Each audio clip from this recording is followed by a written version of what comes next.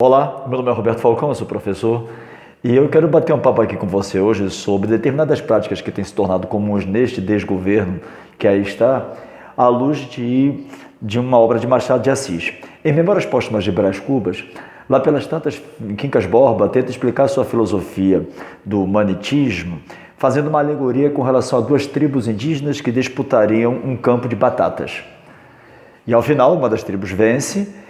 E o que resta, o que cabe ao perdedor é o esquecimento, segundo Machado de Assis, e ao vencedor as batatas.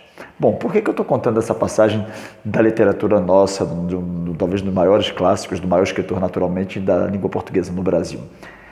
Porque a impressão que me dá é que o governo Bolsonaro e alguns de seus apoiadores pensam a política democrática mais ou menos assim, como se fosse uma guerra entre duas tribos, de tal maneira que quando você vence uma eleição, ao perdedor cabe exclusivamente o esquecimento e ao vencedor, tudo, as batatas.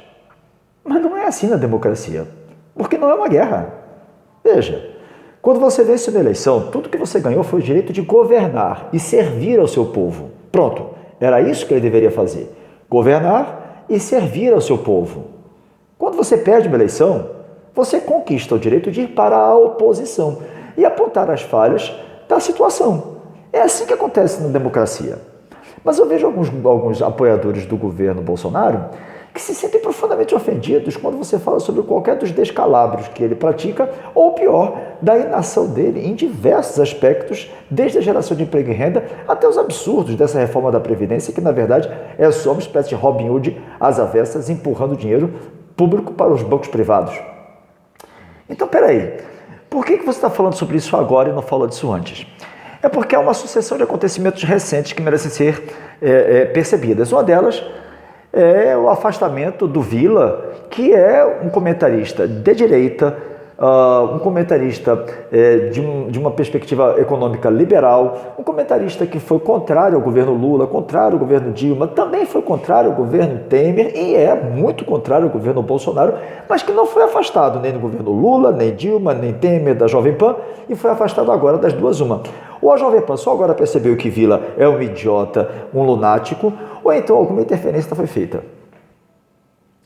O que não é nada democrático. Mas é claro que isso é apenas uma suspeita, porque afinal de contas essa é uma decisão da Jovem Pan. E pode ser que a Jovem Pan tenha feito isso não por conta do Vila, mas por perceber, por exemplo, que 75,5 milhões de reais já foram usados em propaganda política do governo federal em outras emissoras de rádio e televisão, e ela quer pegar um pedacinho disso e aí tem um opositor lá dentro, não é proveitoso. O que não é proveitoso também é para a opinião pública não ter opositores. Nunca é proveitoso isso. Isso eu já achava um defeito em governos antigos, inclusive petistas. A tentativa de calar as oposições. Mas agora ela é descarada. Por exemplo, ela é tão descarada que o maluco do Van Traub, ele resolveu agora colocar uma desautorização para que professores incentivassem seus alunos a aparecer em manifestações políticas, mas ele vai além, ele também ameaça cortar o ponto dos professores que participar de manifestações, lembrando que seus horários de trabalho, e ele vai além, que aí é que eu sem sentido, que ele diz que os pais também não estão autorizados. Porra, como é que pode isso, bicho? Como é que você pode desautorizar o pai do menino a incentivar o menino a qualquer coisa? Aí Bolsonaro resolve agora que nenhuma instituição de ensino federal, nenhuma, nem IEFES, aliás, de ensino público, pode ter sites ou formas de comunicação direta com seus alunos. Elas todas serão centralizadas pelo governo federal e ele coloca claramente que passarão por um crivo, uma espécie de juízo para saber se podem ou não podem determinar pontos de vista. Bicho! Ao vencedor, o quê? As batatas. E as batatas significa dizer que todo mundo fica calado. Não seria muito mais interessante se a energia que você faz para calar a boca das pessoas que discordam de você fosse gasta tentando governar de verdade?